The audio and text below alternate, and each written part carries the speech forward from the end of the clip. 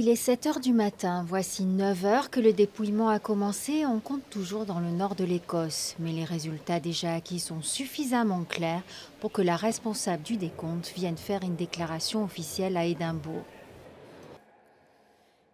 Il est clair que la majorité des votants ont dit non à la question posée. Un non qui sera finalement sans appel à 55,3% des votants.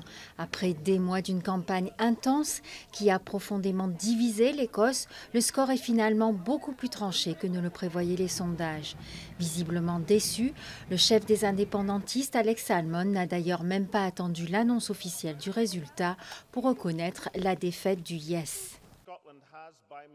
L'Écosse a décidé, à la majorité, de ne pas devenir à ce stade un pays indépendant. J'accepte le verdict des urnes et j'appelle tous les Écossais à faire de même et à accepter la décision du peuple. À quelques centaines de kilomètres de là, dès 7 heures du matin, le Premier ministre David Cameron ne cachait pas son soulagement. La perte de l'Écosse rattachée à l'Angleterre depuis 300 ans aurait été un séisme sans précédent pour le Royaume-Uni.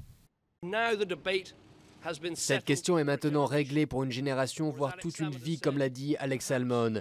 Il ne peut plus y avoir de division, de réclamation. Le peuple écossais a parlé et sa décision est claire. Dans les rues d'Édimbourg, qui a majoritairement voté non, le soulagement était tangible, mais les célébrations très discrètes. L'heure n'est plus au combat politique qui est allé jusqu'à diviser les familles un peu partout en Écosse. Je crois que l'Écosse est dans une bien meilleure position à l'intérieur de l'Union. Je pense que les risques de l'indépendance auraient été absolument énormes.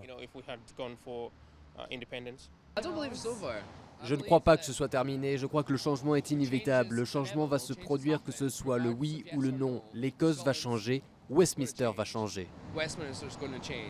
L'exercice restera comme un exemple de démocratie avec plus de 90% d'électeurs inscrits et presque autant de participants au vote.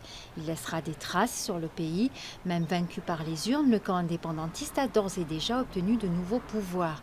Le statut de l'Écosse, mais aussi des autres régions du Royaume, comme le Pays de Galles ou l'Irlande du Nord, va évoluer vers plus d'autonomie, notamment dans le domaine fiscal, voire un certain fédéralisme. L'histoire n'a pas été réécrite ce 18 septembre 2014, mais de la vie générale, le Royaume-Uni ne sera plus jamais le même.